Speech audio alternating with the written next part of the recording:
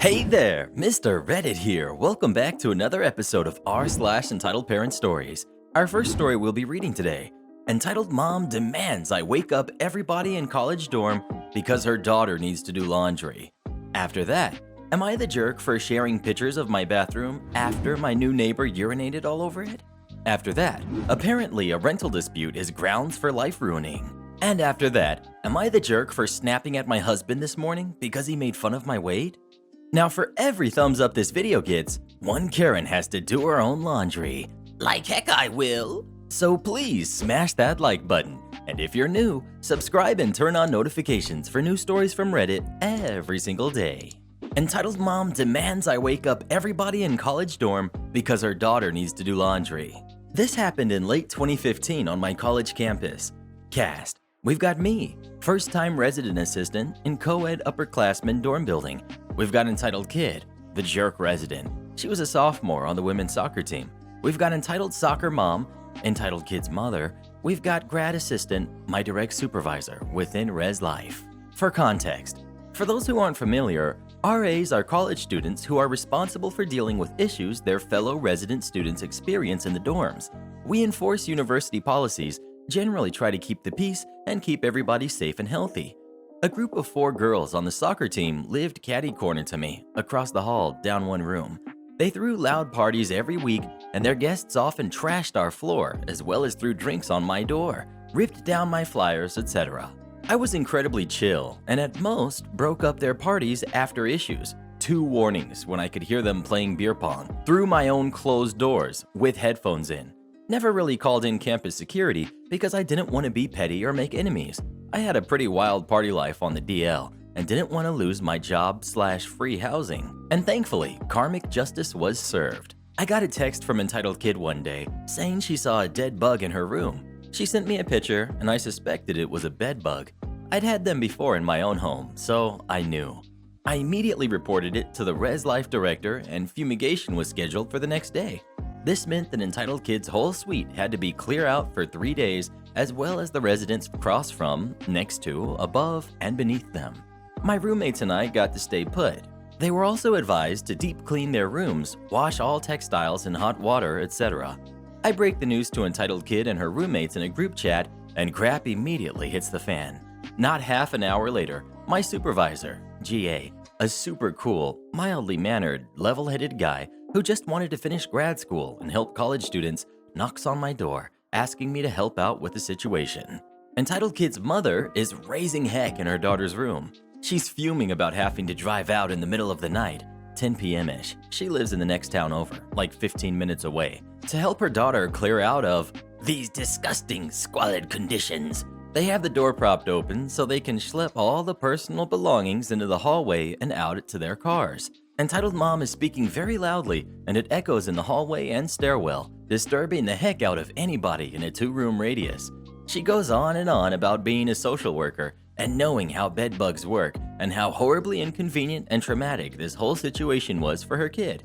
And this all couldn't have come at a worse time because the girls have a game tomorrow and they need their rest. In the midst of all this, grad assistant and I just stand by to show support and presence as university employees.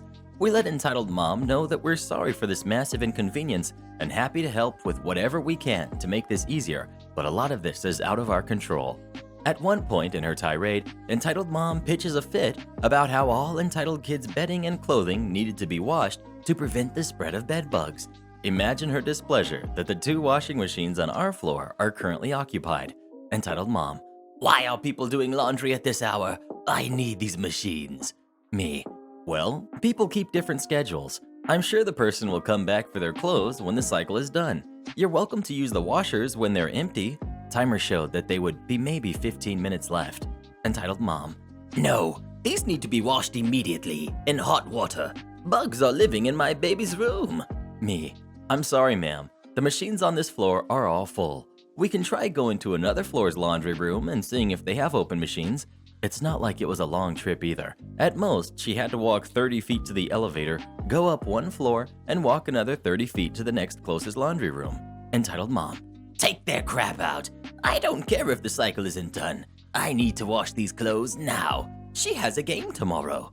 Me: I can't just touch someone else's clothes like that, but I can see if I can find one who's doing laundry and ask them to take it out. In the meantime, I'll put an out of order sign on the door so you can have full access when the machines are empty, okay? Entitled Mom. Go find them and get their crap out of the washers. Do you know how much I pay in tuition? I should have exclusive access in this emergency, and I better not have to pay for laundry. Me. Yep, I do. It's not a cheap school, but laundry is included in room and board, so it won't cost anything extra. Feel free to use whatever is available. Let me go find whose clothes are in the wash now. I reluctantly knocked on every door in my hall at 11 p.m. on a weeknight, sheepishly asking, "Hey, is anybody here doing laundry? A parent needs the machines ASAP." A lot of people didn't even bother opening the door. Those who did, quite crankily said, "Nobody's doing laundry," and closed the door in my face. I reported these findings back to Entitled Mom, who did not take this well. "They have a game tomorrow. Doesn't anybody understand? I need these machines." Me. I'm sorry, but I cannot and will not remove someone else's wet clothes from the machines, and I can't allow you to do it either. But I checked the third floor, and their laundry room is empty if you want to take everything up there. Entitled Mom threw a look at Grad Assistant, likely expecting him to override my statement and pitch some poor kid stuff on the floor. Grad Assistant. OP is right, ma'am. We can't do anything about the taken washers, but you can use any laundry room in the building. Every floor has at least 2 washers and dryers, and it's late, so most machines should be free. OP, can you get some of the extra detergent from the duty booth, please? I happily oblige, grateful to leave this awful woman's presence for 5 minutes. Entitled Mom huffed out a fake-sounding "thanks" and ultimately accepted that we had done as much as we could. She was much more preoccupied hauling all her daughter's stuff out in industrial garbage bags.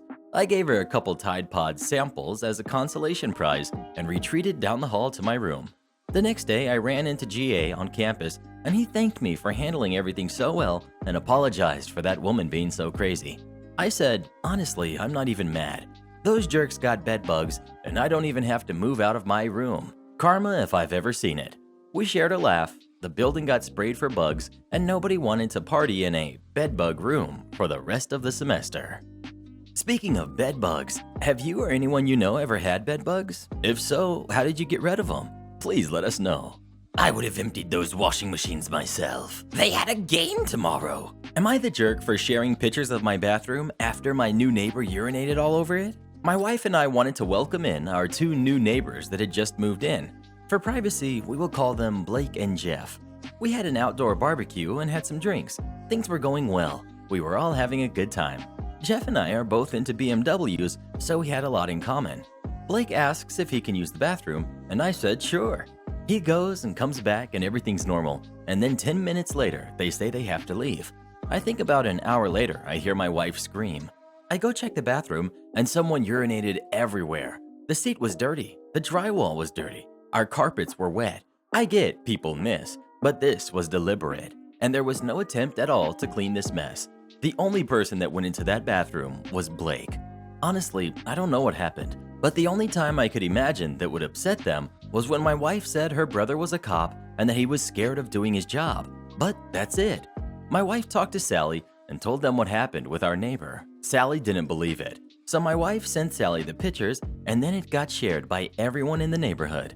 Blake and Jeff didn't even deny it. Jeff messaged me that just because we had a conflict doesn't mean I need to go tell the entire neighborhood. They said that as a male couple, they face enough backlash and now don't feel welcome in this neighborhood because we needed to snitch. Like, what the heck? We had no problem with them. We wanted them to feel welcome, so we invited them over in the first place. And then they pee all over our bathroom. I don't even get it. Like, what the heck? We never had any beef or problem with them, and they do this. I'm just confused. When we tried to respond to their text, it shows never delivered, so it looks like they might have blocked us. I don't know. I don't see myself as a jerk for sharing with neighbors because how in any world is that okay behavior? Do you think it was okay for OP to share those pictures online? Or should he have kept it between them? Please let us know. I just want to see the pictures. Apparently, a rental dispute is grounds for life ruining. I was in college and had an off-campus house that I rented with some friends. The 2 previous years, I had found someone to sublet my place over the summer, which offset some of the costs of housing while I was working my summer job. In spring of 2010, I was looking to do the same thing. At the time, I was working at a store loosely affiliated with the university when I got a call from a parent who thought she was calling someone from the university. I explained the distinction, but said that I'd be happy to try to help her anyway. She told me she was looking for a place for her son to store a couple boxes over the summer. Now, we had a lot of students from all over the place, and storage companies knew it, so they would charge an arm and a leg for every little thing.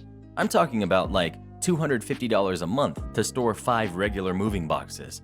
I told her that I had a house with a basement nobody was using, and her son could always keep his stuff in the basement for $150 for the summer. She liked the idea, and as we continued talking, we decided that he would take a look at the place and consider subletting it from me for the summer for $550 a month instead of the $1,200 a month that campus housing would charge. He liked it, so I drafted up a sublease agreement, just like I had done with 3 previous subletters. Got 1/2 month's rent plus another $250 security deposit, and we had ourselves a deal. I told him in person and in writing that since he wanted to move in the day after my lease started on the place, not everything would be perfect. I'd need some time to get everything in, but he'd have, at the very least, a bed, desk, standing AC unit, and fan. It is worth noting that once summer started, I was A, working a terrible traveling salesperson job that had me working 6 a.m. to 8 p.m., and B, prepping to take the LSAT in mid-June. That said, I met him when he moved in and showed him the ropes. I rigged up the AC unit so that the condensation would drain out the window, so he didn't need to worry about it, and I gave him all the information he needed. 2 days later, I get a call from him at 10 a.m. saying that the AC was leaking. Okay, I told him, I'll be there after work. I get to the house at 9 p.m. only to find that he did literally nothing about the problem. The AC was still running and leaking into the room. The carpet was soaked, and a bunch of my furniture was pretty heavily water damaged. I figured out how to get most of the water out of the carpet, turned off the AC unit, and told him that I'd come back with a window unit when I had the time to get one. The next day, he tells me that he wants to move out because it's too hot and the room now smells. I'm frustrated that he wants to break his lease because he decided not to do anything to fix the problem that happened, but whatever.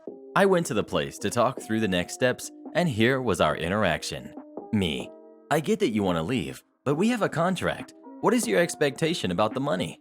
Tenant: my mom says that since I was only here for a few days, you should refund the $475 I already paid you. Me: that isn't really realistic. You damaged my room and are breaking the lease. I can offer you $100. You can keep your stuff here. Just let me know when you want it, and I'll let you in to get it. Him: well, I can't really say if that's okay. My mom wrote the check. Me: I didn't sign the contract with your mom. I signed it with you. Your dad witnessed it. Him: but it's not my money. I don't know if this is okay. Me: like I said, my contract is with you. It doesn't matter who pays me. The payment is on your behalf. Him: okay, I'll see what she says. He took my check and gave back my key. I thought the matter was over. It wasn't. Within an hour, I got multiple calls from both of his parents. One was from his dad, who told me he was an attorney and would sue me for the $375 I stole from them. The other was from his mom, who told me that she was going to 1. Call the school and have me expelled.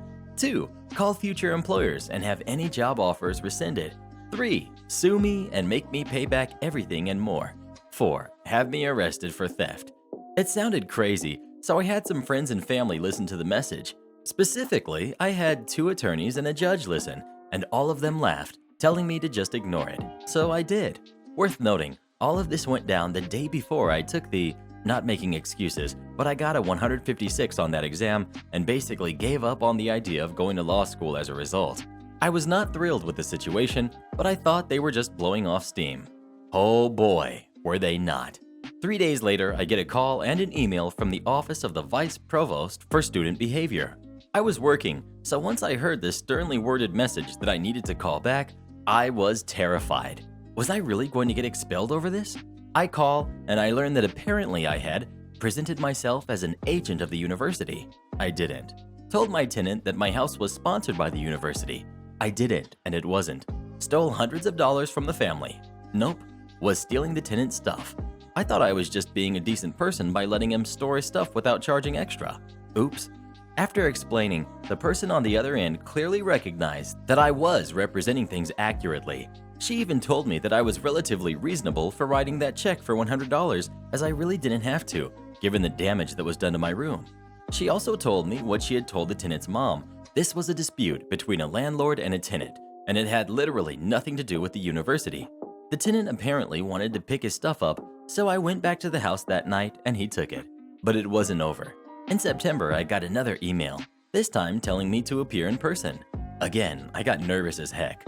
Once I walked in, the person rolled her eyes and said that she just wanted to have me come in so she could tell this tenant's mom she talked to me so that the woman would stop calling. Apparently, she had called no fewer than a dozen times. But it still wasn't over. In December, my parents got a handwritten letter informing them of the tactics I was using to bully and intimidate the tenant and his parents. As with other letters, emails, phone calls, and miscellaneous threats, I ignored them. No lawsuit came. They lived across the country, and there's no way that a small claims court would have me reimburse $375 and pay $1,000 for round-trip airfare and hotels. I honestly would have been impressed if they decided to sue me on principle. The matter finally went away without the ruining of my life, my expulsion from school, rescinding of any job offers, or, well, any other consequences. But yowza, was that a bonanza of crap. Have you ever had an issue with your landlord? Or how about a tenant? Please let us know. Oh, I've had issues with just about everyone. Am I the jerk for snapping at my husband this morning because he made fun of my weight? Okay, some backstory. It's relevant. So, I have gained quite a bit of weight in the past 2 years, and unfortunately, I do weigh quite a bit more than I used to.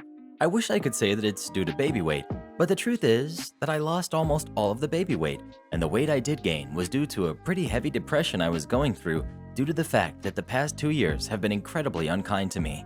While I was at the end of my pregnancy in 2018, I lost my younger cousin. A month later, my father had a heart attack, and 3 days after he passed away, I found out that my husband had been cheating on me with the downstairs neighbor for the prior 2 years. I wish I could say that I'm making this up, but I'm not. Anyways, everything that went down took a huge toll on me mentally, and on top of that, I ended up in a job that I hated. So to cope, I ate more than normal and started drinking too. Nothing too excessive, but it certainly doesn't help. My husband does this thing where if I get new pants, he'll try them on to see if they fit. They do, and it's incredibly embarrassing. I've told him so, and that I don't like it when he tries on my clothes, but he'll still try on my pants and remark something along the lines of, "Wow, they actually fit. OMG, whoa." This morning, I had a bundle of new pants on the bed that I haven't worn because I need to get them hemmed, and my husband decided he wanted to try these ones on too.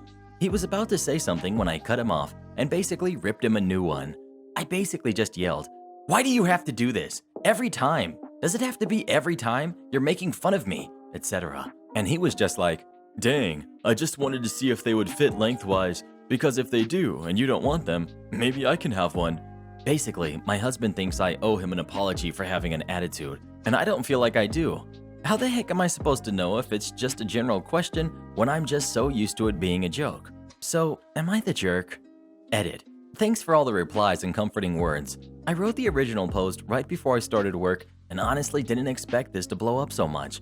There are so many comments that it would be impossible to reply to all, and honestly, I needed to think of what to say, so I decided to add this edit. I hope I did this right, but here it goes.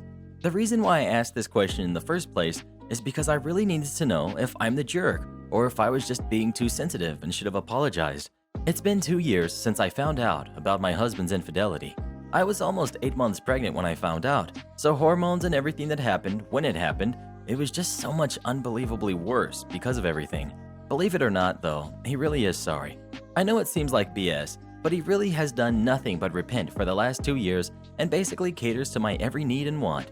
He tells me I'm beautiful all the time. He even suggested for me to get a new beautiful diamond ring. I threw my old wedding band away when I found out about the betrayal, as a kind of the out with the old, in with the new thing. My issue is, he doesn't really seem to have common sense. I'm not saying that to be mean, it's just a fact, and I'm learning to accept it, but it isn't easy. For example, I can have 2 armfuls of groceries, and they could be on the verge of falling out of my arms, and he will not help unless I ask, because he genuinely needs me to ask the question, or else he thinks that I'm okay, and won't realize that no, it wasn't okay till the groceries are on the floor. I've often wondered if he has some mild form of Asperger's or ADHD or something, because he just doesn't seem to get how irritating and downright infuriating it is when he does stupid things like try on my clothes and make dumb comments. There are obviously still some major issues in our marriage, but we're trying to work through them. I'm still very angry, so yes, sometimes I snap at him when he's being insensitive, and I 100% realize that it's not necessarily super healthy to have that home life dynamic, especially with my son in earshot. But we are definitely working on it, and most of the time succeed in keeping our son out of the major arguments. I just take things day by day to see if everything will work out. So hopefully that helps clarify some things, maybe. Thanks for the kind words and for the helpful advice.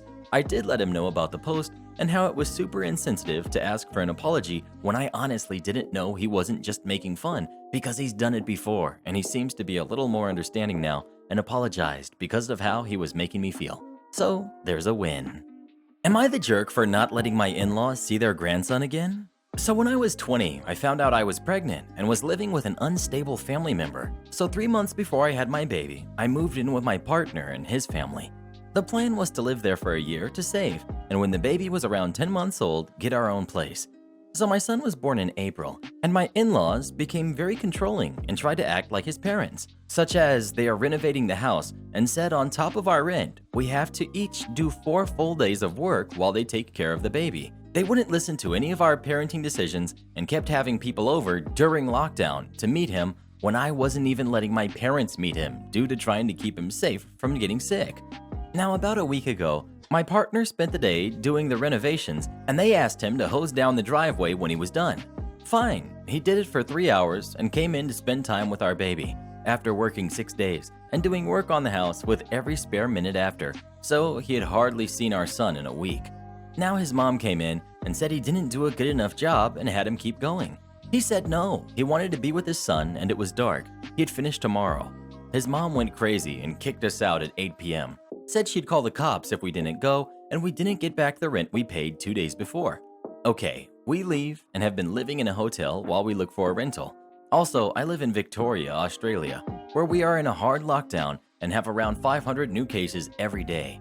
The state is being very strict and things aren't going well here. She's now sending me messages saying to leave her son and come back to live with her with my baby, saying we don't have to pay rent anymore if I leave him. She'll take care of us. She misses her grandchild, etc. I'm so angry that she made my family, let alone my 3-month-old son, homeless during such a risky time, or at all to be honest, and she thinks we're living in the car, not a hotel. I'm angry she's trying to get me to leave her son, who I love and have a child with. I'm ready to block her and her husband and not let them be in our lives anymore. They threw us out, and even though my son is too young to know what's going on, he's been very unsettled being in a new place and not having any of his things. It's been hard on him and made us feel like bad parents. I don't think she deserves to be in our lives, but I do believe my son deserves to know his family and have grandparents. So would I be the jerk if I took that away from him after what they have done to us?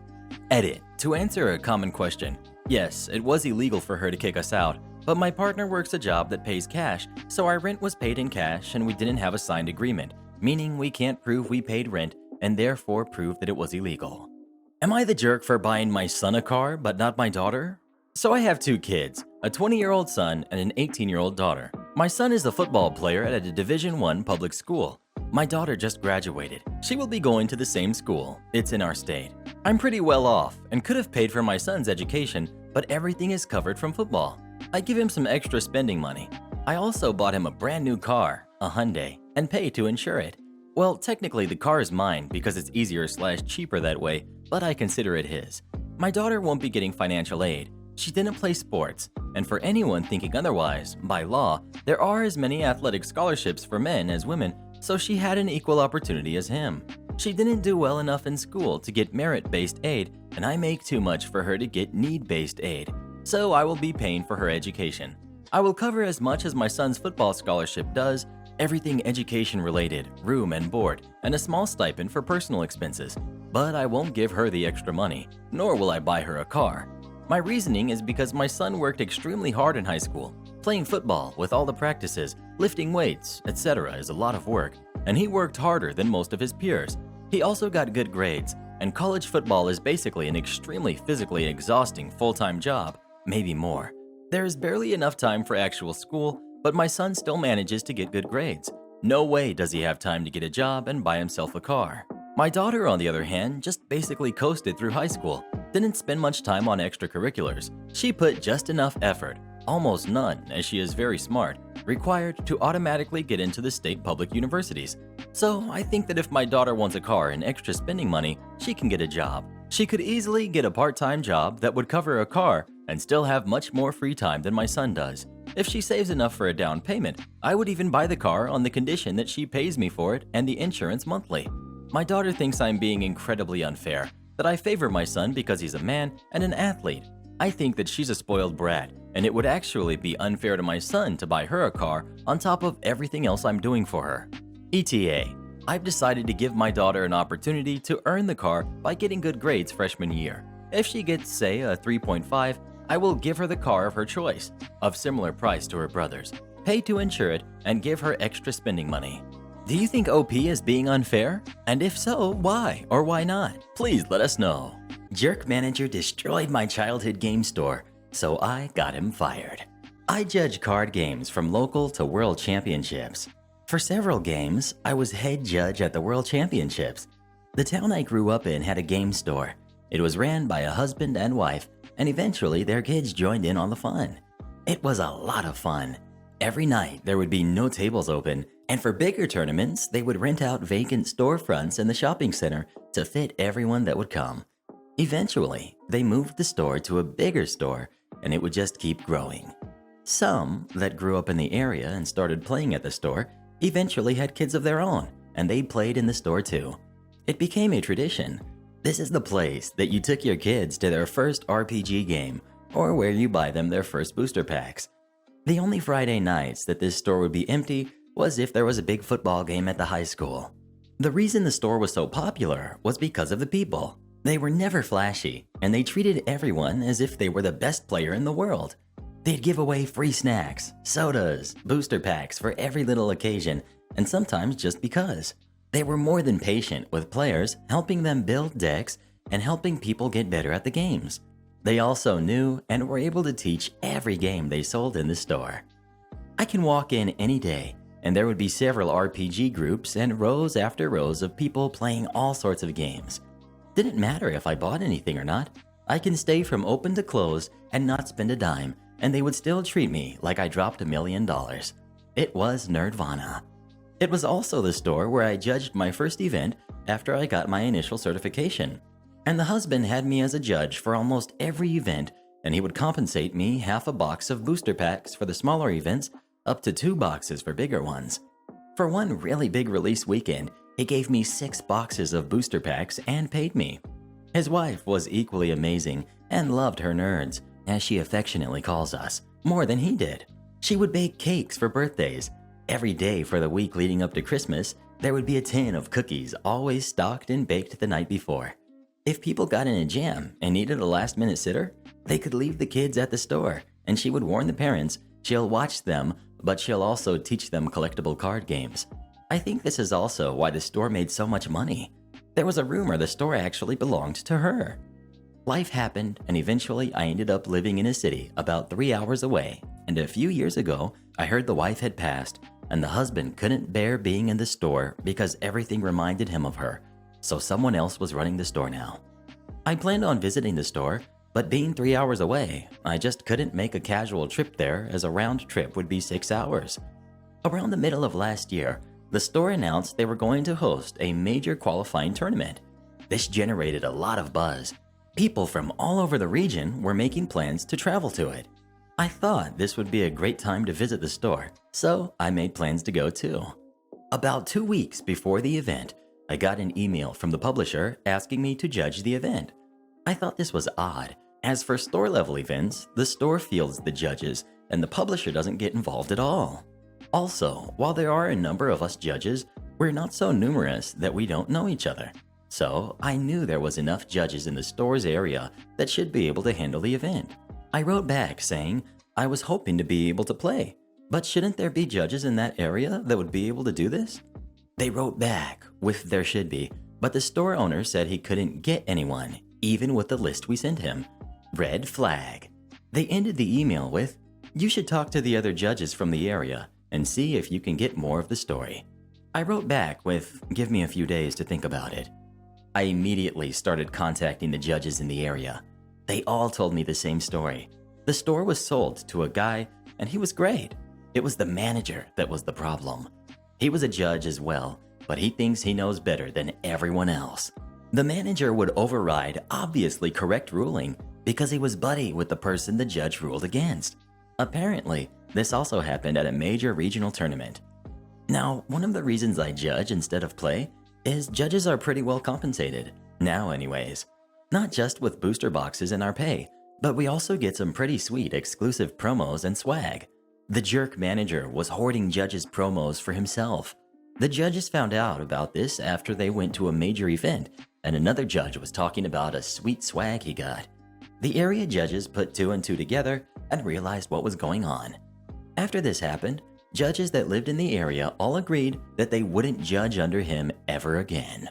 This wasn't the worst of it. He would harass players, saying they can't bring any outside food or drinks. Tell them they have to buy products if they want to play in the store.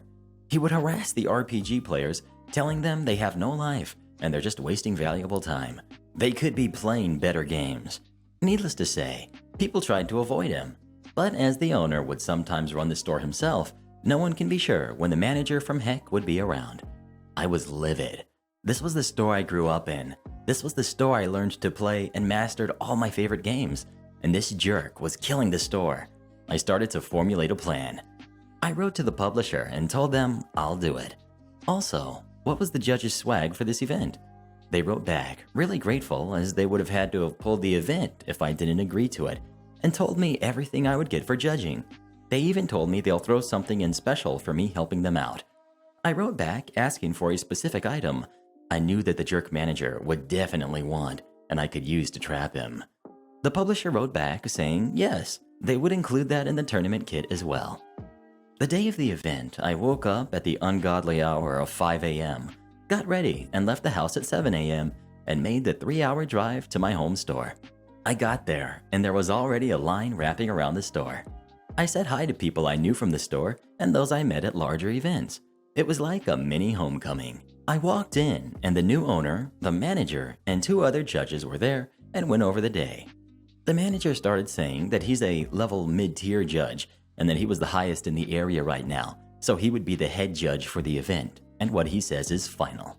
I told him that I was a higher tier judge. On top of that, I had several advanced role qualifications. He said I was BSing him until I showed him my certification. He said he's still head judge because he was the manager of the store, and people in the store respect his authority. I had to stifle a laugh. Then I told him before I start, I would like my judge's swag. Now, normally, I get this at the end of the event because I don't want to carry it around all day. But given this guy's records, I wanted to give this guy as little chance as possible to steal what was owed to me. He started hemming and hawing and said he hasn't pulled the kit yet. I told him pull it, open it, and give me my swag or I will be walking away and I'd tell the publisher and this tournament will be invalidated. The owner tried to reason with me, but I was firm. I hated doing this to the owner. He hasn't done anything wrong. From what I heard, he was trying to continue the traditions and practices that the original owners had established. But I knew I needed to be a jerk to save the store's community from the manager. The manager finally came out and gave me my swag. I looked it over, and I knew this wasn't everything that was promised to me. And I said as much. Then I pulled the email from the publisher that listed everything I was supposed to receive, including the special swag. The manager said he couldn't find it all, and the owner begged me to wait until the end of the event so he could make it right. I stood firm and demanded my stuff. I listed everything, and this time I also listed the special item I requested from the publisher. The manager went pale. The owner looked at the manager and said, "You said you got that when you judged that big event a few months ago." I pulled up the email where I requested the item and where the publisher said it would be included and showed it to the owner. The owner exploded. He demanded to see the entire packing list for the kit, and sure enough, my promised item was in there. Then I told the owner everything the other area judges told me, and the owner got redder and redder. Finally, I told the owner and the manager that unless I get the items I was promised by the publisher, I would call the police and report the theft. then walk out and make sure everyone outside knew what happened. The owner demanded the manager give me what was owed to me. He walked back and brought out everything that was listed in the email, plus the special item that was promised to me. The owner then fired the manager and apologized to me profusely for what had just happened and asked me to please judge. I agreed, started the tournament, and apparently it was the best ran tournament the store had since the change of ownership. No one walked away complaining, all the rulings were fair, and it even ended early. When I got home, I sent an email to the publisher with a tournament report as well as an explanation as to what happened. I also sent a long email apologizing to the owner for my crappy behavior. The owner wrote back saying he understood why I did it, and he was actually grateful as I was able to help him see the truth. The fallout. The jerk manager was stripped of his judge certification. Also, the guys he tried to help cheat were given bans from the game. The owner hired one of the area judges to manage the store, and it's slowly going back to what it was before the reign of the jerk manager. In the grand scheme of things, this wasn't some huge injustice that was righted, but this store is like family to me, and you don't mess with family. If you enjoyed this video, we've got another one you're going to love. It just popped up on the screen, so come watch it and we'll see you when you get there. And join as a channel member today and we'll give you a special shout out in our next video. And to have us make a special video for you or a loved one, come visit us on Fiverr, link pinned in the comments below.